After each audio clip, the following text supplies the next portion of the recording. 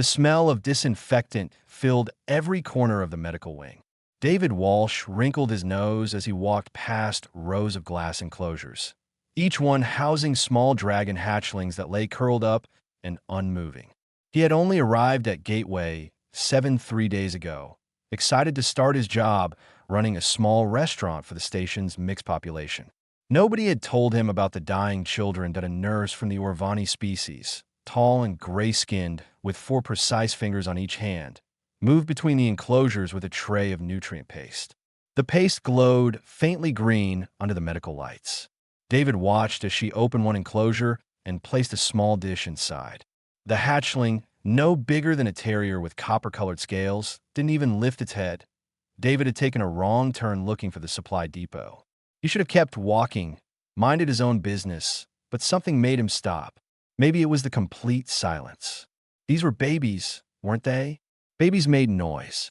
These didn't. "Excuse me," David said.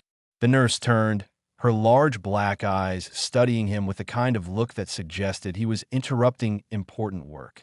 "What's wrong with them?" "They won't eat," the nurse said simply. She moved to the next enclosure. Same routine. Paste in a dish. Hatchling ignoring it completely.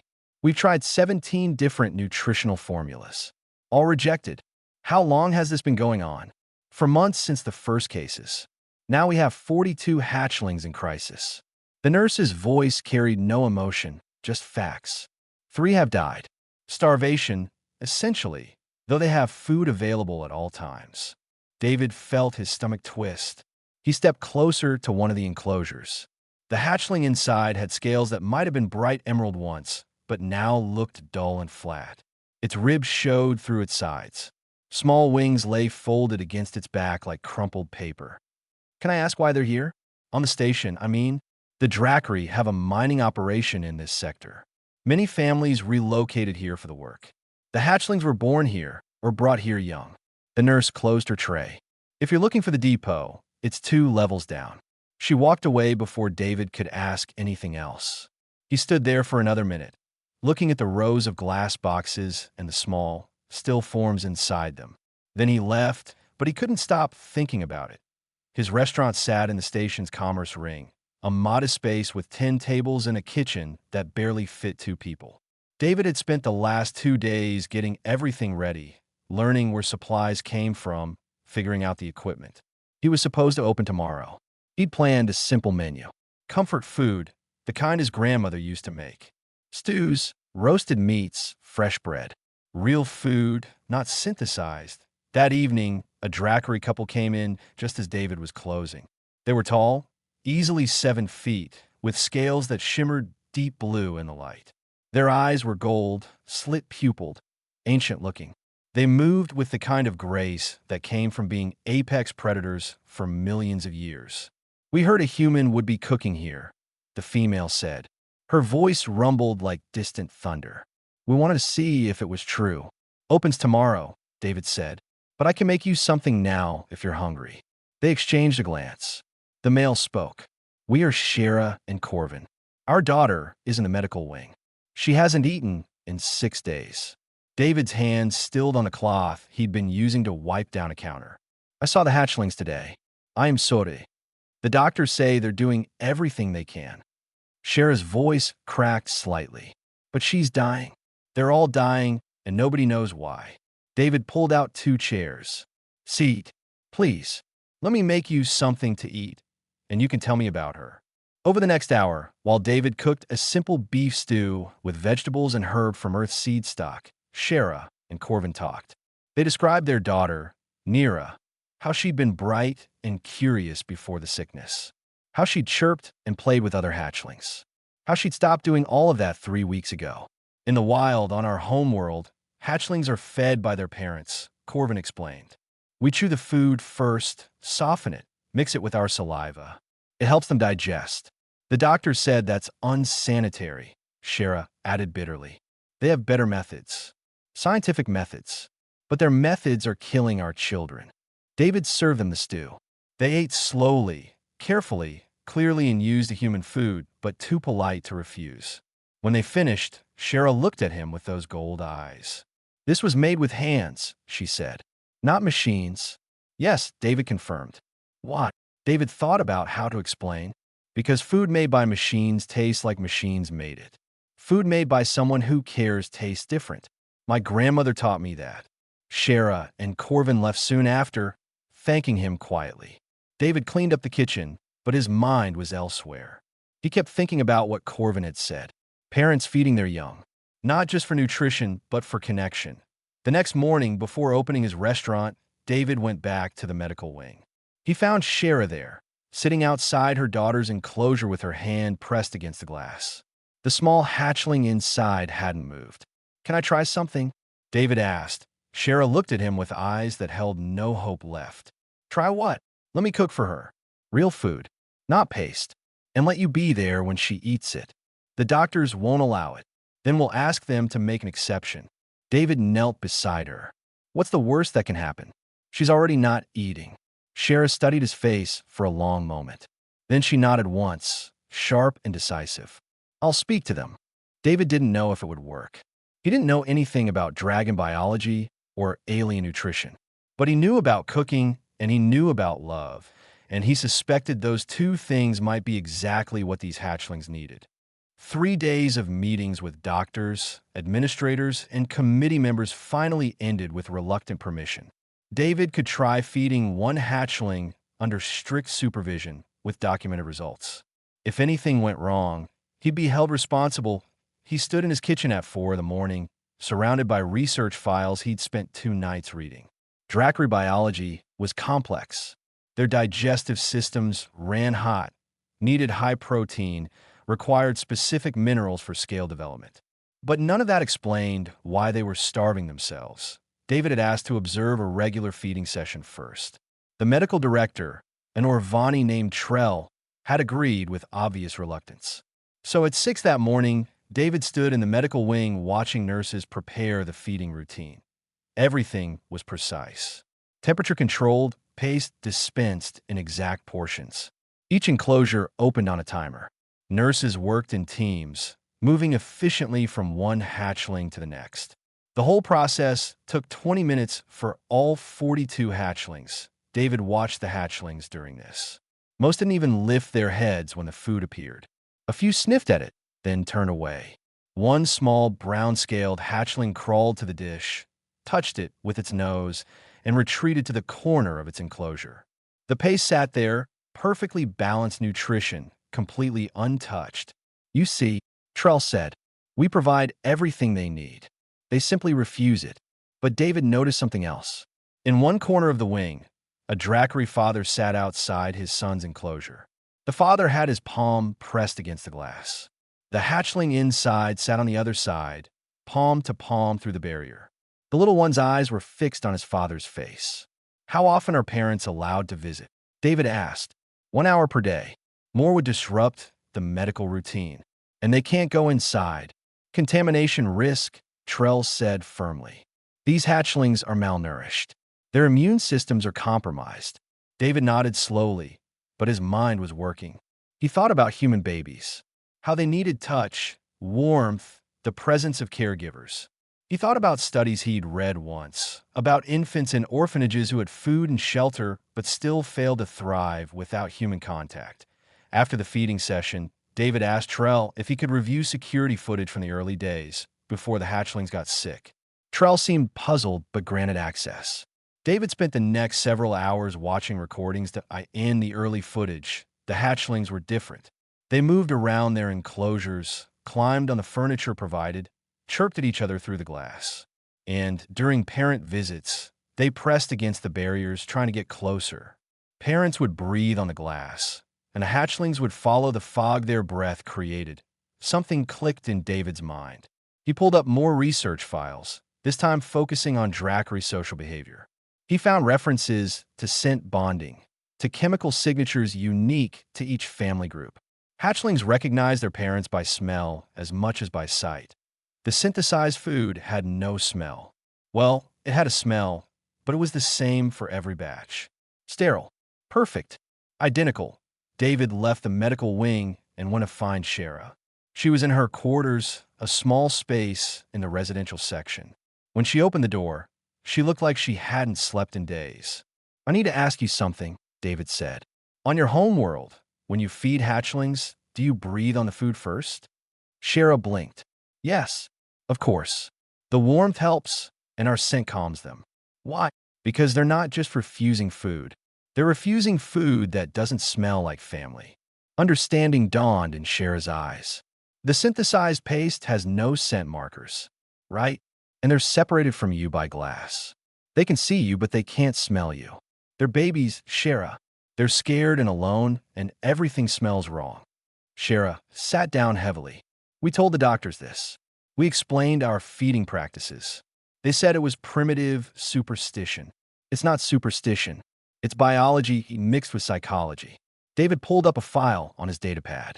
Human babies show measurable stress responses when separated from primary caregivers. Their cortisol levels spike. They eat less. Some even die, despite having adequate nutrition available. We call it failure to thrive. And you think that's what's happening to our hatchlings? I think they're grieving, David said quietly. They're mourning the connection they've lost. Shara looked at him for a long moment. Then she stood. When you want to try feeding Nira? Tomorrow morning. But I need you to help me prepare the food.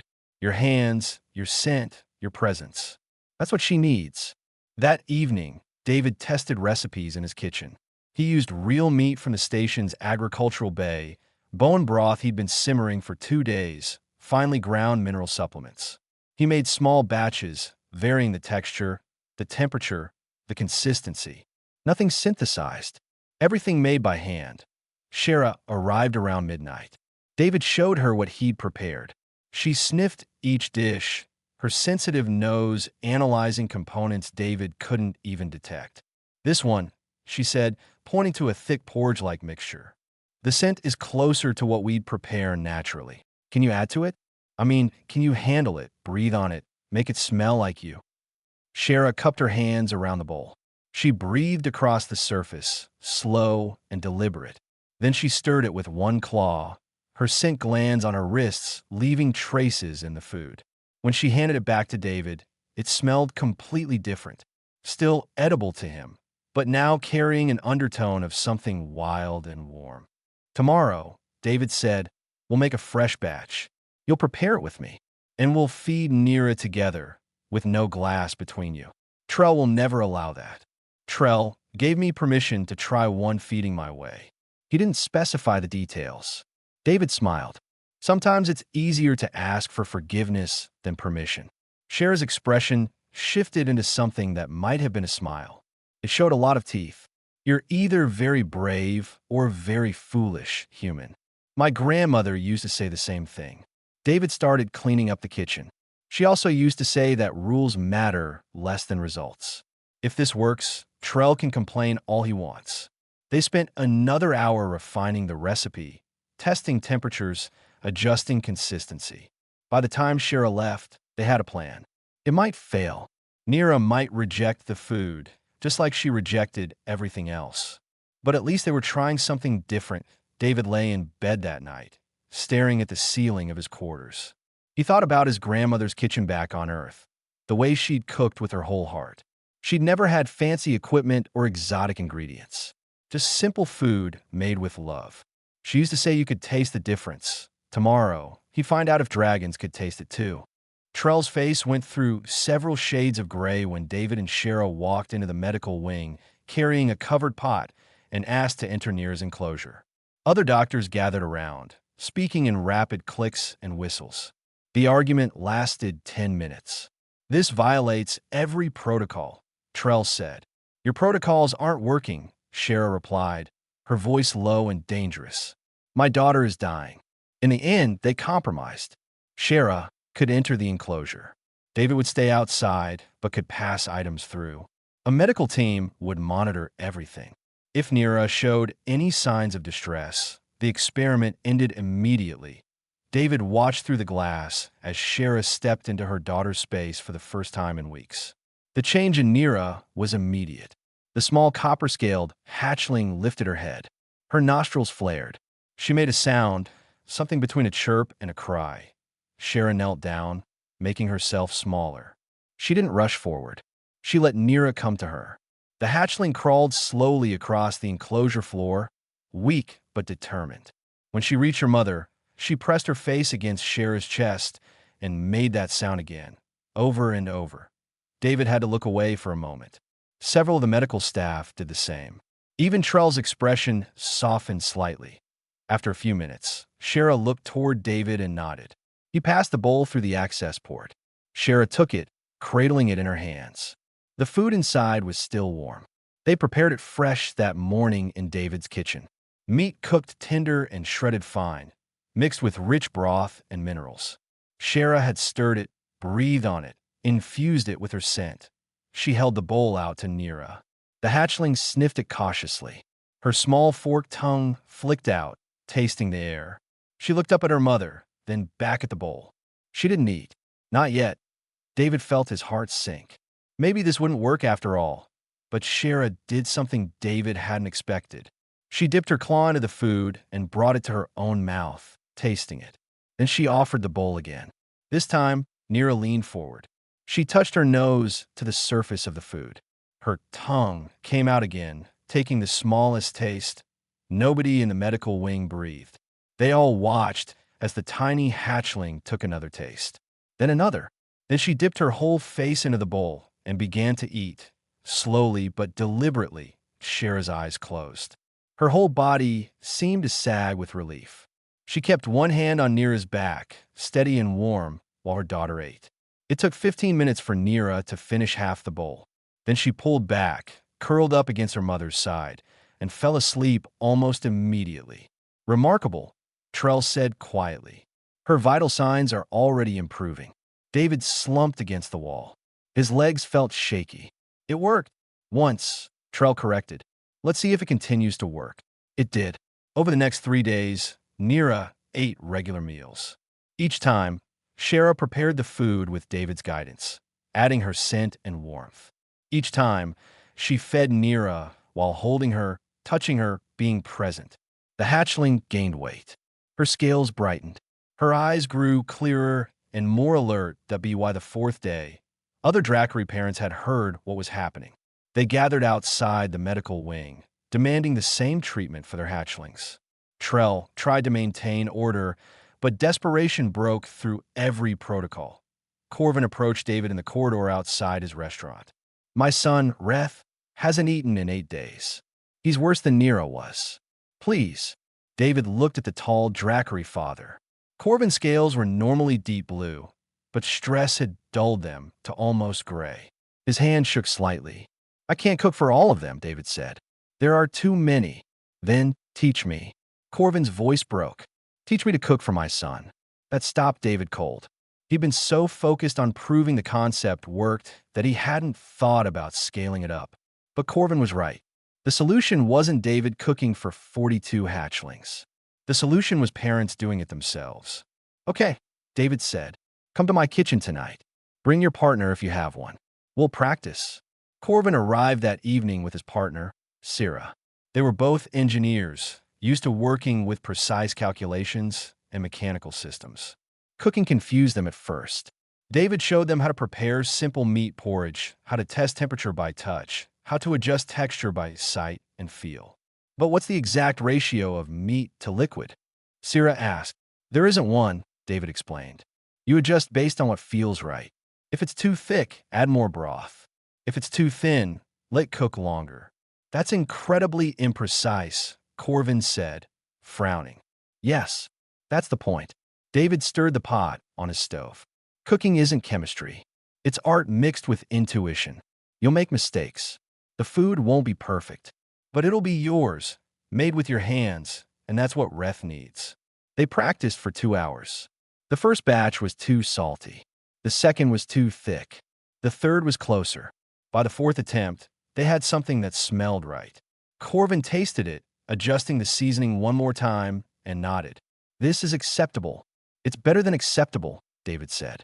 It's made with care. That matters more than perfection. The next morning, Corvin and Syrah fed Reth for the first time in over a week. Like Nira, he was hesitant at first, but with his parents there, holding him, offering food they'd prepared themselves, he ate. Not much, but enough. Enough to begin healing. Word spread faster after that. David found himself running impromptu cooking classes in his restaurant after hours. Drackery parents crowded into his small kitchen, learning to chop, stir, and simmer. They asked countless questions. They made countless mistakes. They learned. Some of them complained that it was beneath their dignity. Drackery were warriors, scholars, leaders. They didn't do menial tasks like cooking. David listened to these complaints with patience. On Earth, he said, cooking for someone you love is one of the highest honors. My grandmother cooked for me every day when I was young. She was brilliant, could have done anything with her life. She chose to feed her family. She told me there was no greater purpose than that. A female Drackery named Vessa spoke up. But we have technology. We have systems that can do this better, faster, more efficiently. Can they do it with love? David asked simply. The kitchen went quiet. Vessa looked at her hands, at the knife she was learning to use, at the meat she was carefully cutting. No, she said finally. I suppose they can't. By the end of the second week, 20 hatchlings were eating regularly. Their parents had learned to cook simple meals, had learned to be present during feeding, had learned that sometimes the old ways existed for good reasons. The medical wing began to feel less like a morgue and more like a nursery. Trell remained skeptical, but couldn't argue with results. The hatchlings were improving. The science was clear, even if it wasn't what he'd expected. David stood in his kitchen late one night, exhausted but satisfied, and thought about his grandmother again. She'd been right. Food made with love tasted different. Even dragons could tell. The transformation happened slowly, then all at once. Within 3 weeks, every hatchling in the medical wing was eating. Some still struggled, some needed more time, but none were actively dying anymore. The change was undeniable, but something else was happening that David hadn't anticipated. The Drackery parents were changing too. He noticed it first during a cooking class. A father named Bellic was preparing broth for his twin hatchlings. David watched as Bellic tasted the broth, added a pinch of salt, tasted again. The concentration on his face was absolute. This was a male who'd commanded mining operations across 3 systems, who made decisions affecting thousands of workers daily. Now he stood in a kitchen, completely focused on getting the seasoning right for his children's dinner. Is this correct? Bellic asked, offering David a spoonful. David tasted it. What do you think? I think it needs something. I'm not sure what. Trust your instincts. What does it need? Bellic frowned, thinking. Then he added a tiny amount of a mineral supplement they'd been using. He tasted again. His expression shifted. Better. Yes, that's better. There you go. You didn't need me to tell you. But I've never done this before. How'd I know it's right? David smiled. You know because you're their father. You know them better than anyone else. You can feel what they need. Later that day, David overheard a conversation in the medical wing. Sierra was talking to another mother, showing her how to test food temperature. You have to touch it yourself first, Sierra explained. The machines measure degrees, but you measure whether it feels right for your child. Every hatchling is different. The other mother looked uncertain. But the guidelines say the guidelines are for machines. You're not a machine. Neither is your daughter. Sierra demonstrated, dipping her claw in the food, testing it against her own tongue. See? It's warm but not hot. Comfortable. That's what you're looking for. David realized what was happening. The Drackery weren't just learning to cook. They were learning to trust themselves as parents. For months, they deferred to experts, to technology, to systems and protocols. They'd stopped listening to their own instincts. Now, they were remembering how he shared this observation with Shara one evening. She'd become something like a friend over the past weeks, often stopping by his restaurant to help with the cooking classes or just to talk. We've always prided ourselves on progress, Shara said, on being advanced, civilized, better than our primitive ancestors. But somewhere along the way, we lost something important. What's that? The understanding that some things can't be improved by technology. Some things have to be done with hands and hearts, the way they've always been done. She looked at her own hands, scales gleaming in the kitchen light. My grandmother used to cook for me when I was young. I thought it was because we were poor, didn't have access to better options. Now I wonder if she knew something I forgot. A few days later, Trell called David to his office. The medical director looked tired, but less hostile than before. He gestured for David to sit. I've been analyzing the data, Trell said. The hatchlings who are recovering fastest aren't the ones getting the most nutritionally optimized food. They're the ones whose parents spend the most time in physical contact during feeding. That doesn't surprise me. It should. It defies conventional understanding of nutritional science. Trell pulled up charts on his display, but the correlation is undeniable. Touch, scent, presence. These factors affect digestion, hormone levels, stress responses. The hatchlings aren't just eating food. They're absorbing security. Food is never just fuel, David said. It's comfort, connection, love. Humans figured that out thousands of years ago, and we or Vani forgot it, apparently. Trell leaned back in his chair. I'm writing new protocols based on these findings. Not just for Dracari hatchlings, but for all young of all species in institutional care. Mandatory parental involvement in feeding. Physical contact requirements. Allowances for cultural feeding practices that were previously dismissed as inefficient. That's good. That'll help a lot of children. It's humbling, Trell admitted, to realize that we've been wrong, that our advanced systems were missing something so fundamental. He looked at David. Why do you think we missed it? David considered the question. Because you were looking at bodies, not souls. You measure nutrition, but not nurturing. You can't put love in a spreadsheet, so you decided it didn't matter. But it does. It always has. That evening, David stood at the entrance to the medical wing and watched the feeding time routine. It looked completely different now.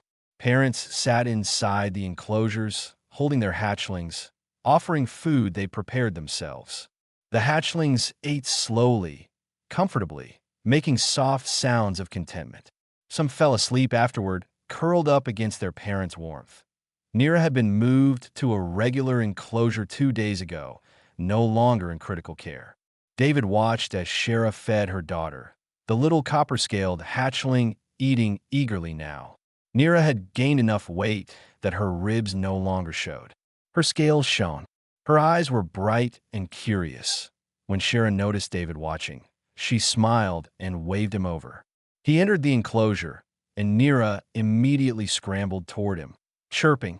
She'd learned to associate him with food and comfort. She climbed up his leg, surprisingly strong now, and settled on his shoulder. She likes you, Shara said. The feeling is mutual. David gently scratched behind Nira's small head ridges. She rumbled, a sound like a tiny engine. How's she doing? Perfect. Better than perfect. Shara's voice was thick with emotion. You saved her life, David. You saved all of them. I just cooked some food. No, you did more than that. You reminded us what it means to be parents. You gave us back something we'd lost. Shara looked around the medical wing, at all the other families feeding their young. This is how it should be. This is how it always should have been. David stayed for a while, talking with various parents, checking on different hatchlings. They all had names now. Before, when they'd been dying, many parents had been afraid to name them. Now, every hatchling had a name, an identity, a future. As he left the medical wing, he passed by the small memorial wall where 3 names were engraved. The hatchlings who hadn't made it, who died before David arrived. He stood there for a moment, silent, thinking about them, hoping they were remembered, hoping their deaths had meant something. That a hand touched his shoulder. Corvin stood beside him. My son asks about them sometimes, Corvin said quietly. The ones who didn't survive. I tell him they were brave, that they tried their best. They were just babies, David said. They shouldn't have had to be brave. No, they shouldn't have. Corvin's voice was firm. And because of you, no more hatchlings will have to be.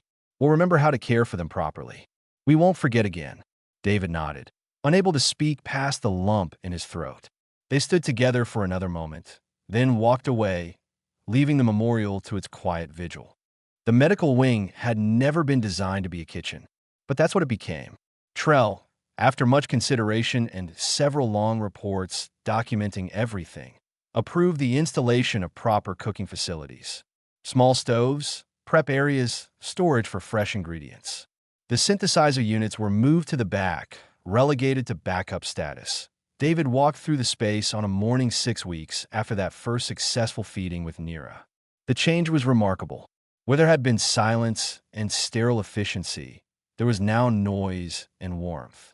Parents worked at various cooking stations, preparing breakfast for their hatchlings. The air smelled like meat, herbs, warm broth. Like home, a young Drackery male named Torvin called out to David. "Does this look right?" He held up a bowl of something that resembled oatmeal, but was made from ground proteins and bone meal. David came over and looked. "What's it for?" "My daughter, Kess. She's teething, needs something soft but filling." "Let me see her." Torvin led him to an enclosure where a small, green-scaled hatchling was gnawing on a rubber toy designed for exactly this purpose. When she saw her father, she dropped the toy and chirped excitedly. "The texture looks good," David said, "but it seems a bit thick. Add some warm broth. Make it easier for her to swallow while her mouth hurts." Torvin nodded and adjusted the recipe. He brought the modified food back to his daughter, entering her enclosure and sitting with her. Kess ate slowly, carefully, making small please sound between bites. When she finished, she climbed into her father's lap and promptly fell asleep. Torvin looked up at David with wonder in his eyes. "She trusts me. She feels safe with me." "Of course she does. You're her father." But before, when I'd visit, she barely recognized me. The glass was between us. I couldn't hold her, couldn't touch her. I was just a face she saw sometimes. Torvin stroked his daughter's scales gently. "Now I'm real to her. I matter." David left him there, holding his sleeping daughter, and moved on through the wing. Everywhere he looked, he saw similar scenes. Parents and hatchlings together. Families reconnecting. It was beautiful and heartbreaking at the same time, because it showed how much had been missing before. In one corner, he found a group of mothers working together. They'd formed a kind of cooking circle, sharing recipes and techniques. Vesa, who'd initially protested that cooking was beneath her dignity, was now teaching 3 other mothers how to make a particular broth that her son loved. "You add the herbs at the end," Vesa explained. "If you cook them too long, they get bitter. My hatchling has a sensitive palate. He notices everything." "How do you know when it's ready?" another mother asked. "You taste it. Multiple times. You adjust until it feels right." Vesa demonstrated, tasting, thinking, adding a pinch more salt. "There. That's good. Here, try it." They passed the bowl around, each mother tasting and discussing. It reminded David of his grandmother's friends, gathering in the kitchen on Sunday afternoons, arguing about whose recipe was better. The same energy, the same camaraderie, just with scales instead of skin. Shara approached him, carrying Nira on her shoulder. The hatchling had grown noticeably larger, healthy, and strong. "I wanted to show you something," Shara said. She led him to a different section of the station, away from the medical wing. They entered what appeared to be a recreational area for Drackery families. Several adults sat around tables, while hatchlings played in a supervised area nearby. But the interesting part was what the adults were doing. They were cooking together, sharing recipes, teaching each other. One father demonstrated knife techniques. A mother showed others how to test oil temperature. They were building a community around food, around care, around the act of nurturing their young. "This started organically," Shara said. "Parents who met in your cooking classes kept meeting outside them. They wanted to keep learning, keep improving. So they created this, a place to practice, to share, to help each other." David watched as a nervous-looking father received encouragement from others, being coached through making his first solo meal for his hatchling. The community supported him, offered suggestions, celebrated his success. When his daughter ate the food enthusiastically, everyone cheered. "This is bigger than food, isn't it?" David said. "Much bigger. You gave us permission to care openly, to admit we didn't know everything, to ask for help. Drackery culture has always valued strength and independence. We saw asking for help as weakness." Shara shifted Nira to her other shoulder. "But now we understand that caring for our young together, supporting each other, sharing knowledge, that's not weakness. That's the strongest thing we can do." Over the next week, David noticed other changes.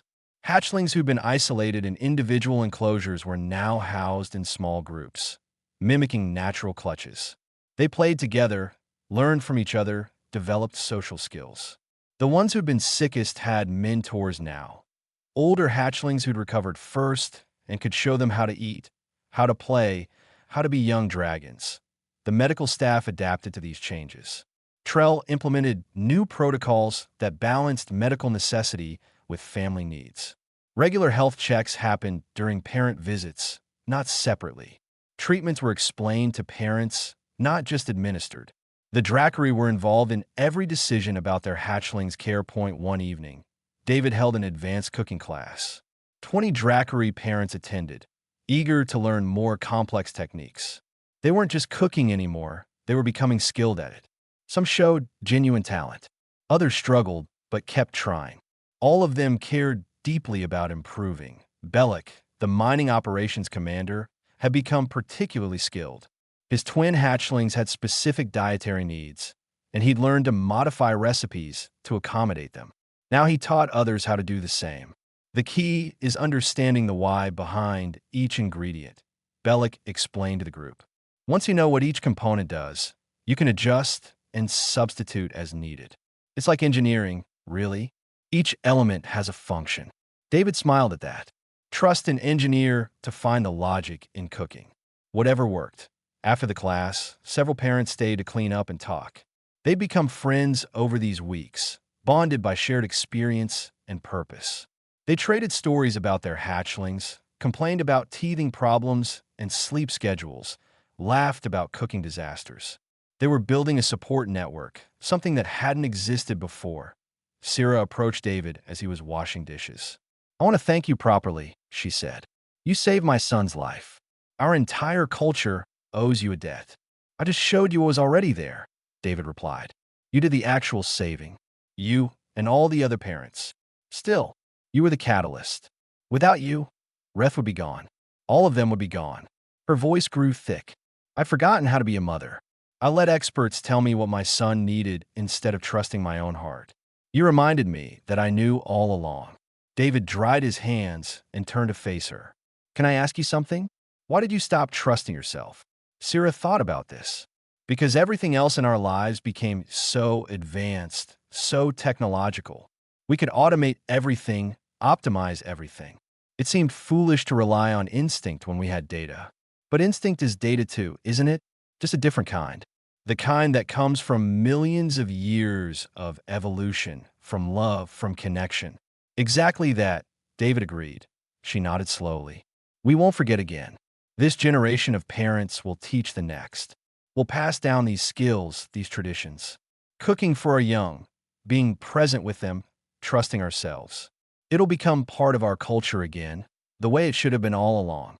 David looked around his restaurant-turned-classroom at the Dracari parents working together, learning together, caring together. He thought about his grandmother. Wished she could see this. She'd always said food brought people together. She'd been right in ways he'd never imagined. News traveled fast through the Galactic Consortium. Within 3 months, delegation from 6 different species arrived at Gateway 7 to observe the Dracari hatchling recovery program. They all had similar problems. Young ones failing to thrive in institutional settings, despite having every physical need met. David found himself giving tours of the medical wing, explaining the philosophy more than the techniques. A representative from the Kalari species, who'd lost 12 offspring in similar circumstances, took extensive notes. "But how do we convince our people to do this?" the Kalari representative asked.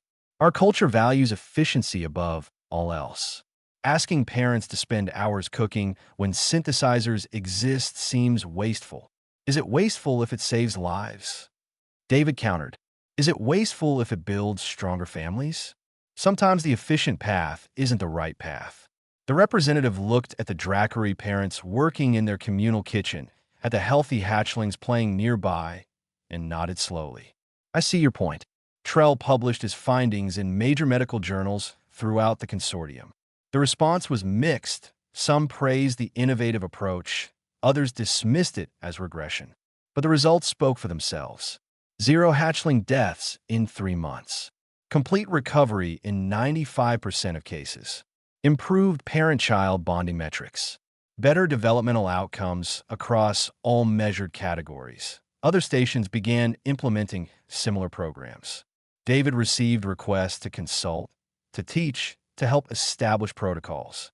He declined most of them, recommending instead that they find their own solutions based on their own cultures. The specifics didn't matter as much as the underlying principle. Love couldn't be automated. 4 months after that first feeding with Nira, the Drackery Council held a formal ceremony. David stood in a large assembly hall, uncomfortable in formal clothes, while hundreds of Drackery filled the seats. Shara stood at the podium, speaking in her native language. Translators provided the human equivalent. We gather today to honor David Walsh, human chef and friend to our children. He saw what we cannot see. He understood what we had forgotten. Through his guidance, 42 hatchlings survived who otherwise would have perished. Through his wisdom, we remembered what it means to nurture with our own hands. She called David to the stage. He walked up, feeling every eye in the room on him. Shara held out a pendant, a beautiful piece of metalwork showing a dragon coiled protectively around small hatchlings. "This is the mark of clutch, friend," Shara said. "It has never been given to a non-Drackery. It means you are family to every hatchling born from this day forward. It means our children are your children. It means you will always have a home among us." David accepted the pendant with shaking hands. He tried to find words, failed, tried again. "I don't know what to say. I just cooked some food." Gentle laughter rippled through the audience. Shara smiled. "You did far more than that. You gave us back ourselves." The ceremony continued with testimonials from parents whose hatchlings had recovered. Corvin spoke about Reth, who was now healthy and energetic, constantly getting into trouble. Torvin showed recordings of Kess taking her first flight. Vessa shared how her son had started trying to cook with her, mimicking her movements with tiny claws. Afterward, there was a feast. Naturally, the Drackery had prepared everything themselves, traditional food from their homeworld mixed with new recipes they'd learned. David moved through the crowd, accepting congratulations, watching parents proudly show off their healthy children. Nira found him eventually. She was big enough now to barely need Shara's help moving around. She climbed up David's leg and settled on his shoulder, her favorite spot. She'd adopted him as much as he'd helped save her. "She'll miss you," Shara said, appearing beside him with a plate of food. "Miss me? I'm not going anywhere. Aren't you? Your contract was for 6 months. That's almost up." David realized with surprise that she was right. He'd been so focused on the hatchlings, on the cooking classes, on building this community, that he'd lost track of time. "I suppose I could extend it." "You should. You've become part of this station's life. My people would be upset if you left." Shara paused. "I would be upset if you left. Then I'll stay, at least for a while longer." In truth, David couldn't imagine leaving now. His small restaurant had become something more than he'd ever planned. A gathering place, a teaching center, a community hub. He'd arrived expecting to serve food to strangers. Instead, he'd found purpose. Weeks passed. The hatchlings continued to thrive. Several reached developmental milestones early. Their doctors attributed it to the improved emotional environment. New hatchlings born on the station went straight into the updated care protocols, never experiencing the isolation that had nearly killed the earlier generation. The cooking community grew beyond just parents of young hatchlings. Adult Drackery without children started attending classes, learning for themselves or to help others. Food became a shared language, a way to build connections across the station's diverse population that David's restaurant expanded. He hired help, both human and Drackery. They created a menu that blended Earth cuisine with Drackery preferences. The place was always full, always warm with conversation and laughter. Parents brought their hatchlings for dinner. Friends gathered for lunch. Families celebrated birthdays and achievements. One evening, David stood in his kitchen watching the dinner rush. Bellick was at table 6 with his twins, teaching them to use utensils properly. Torvin sat at table 3, his daughter Kess perched on the seat beside him, carefully eating soup. Sira and Corvin had pushed 2 tables together to accommodate their extended family group. I in the far corner, a new human arrival ate alone, looking overwhelmed by the crowd of dragons. David made a note to introduce himself later, welcome them properly. Everyone needed a community. That was another thing his grandmother had taught him. Nira, who spent most evenings at the restaurant now, helped in her own way. She'd learned that if she was very polite and very cute, customers would slip her extra treats. She had the staff wrapped around her little talents. David pretended not to notice. Shara arrived late, fresh from a negotiation meeting. She looked exhausted. David had a plate ready before she sat down. Her favorite meal, the one he'd learned to make the way she preferred it. She smiled when she saw it. You didn't have to do that. I know. I wanted to. David sat across from her. How the negotiations go? Well enough. The mining operation is expanding. More families will be moving here. She paused. More hatchlings too. We'll need to expand the nursery facilities. I'll help however I can. I know you will. She started eating, savoring each bite. You know what's strange? I can't remember what life was like before you arrived. Before we learned to cook for our young again. It feels like we've always done this. Maybe in a way you have. You just forgot for a little while. A dangerous forgetting. One that cost 3 lives. But one you've corrected.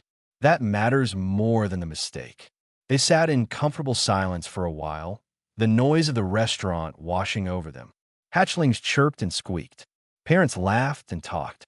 Dishes clattered in the kitchen. It was chaotic and messy and perfect. David thought about his grandmother again, as he often did. She died 2 years before he left Earth, peaceful in her sleep after a long life. She'd never known about his decision to join the cultural exchange program, to cook for aliens on a distant station. But somehow, he felt like she'd approve. She'd always said food was the universal language. She'd been right about that, just like she'd been right about everything else. Love tasted different than mere sustenance. Care had flavor. Attention had texture. You could taste the difference between food made by machines and food made by hands that cared. Even dragons could taste it. Especially dragons. Nira climbed onto the table, breaking several etiquette rules, and curled up next to David's plate. He scratched behind her head ridges, and she rumbled contentedly. Around them, the restaurant buzzed with life. Families together. Children fed and happy. Parents confident in their care. This was what it was all about, David thought. Not fame or recognition or medals. Just this. Just making sure the little one smiled, the parents felt capable, and everyone had a warm meal made with love. His grandmother would have understood completely at the end.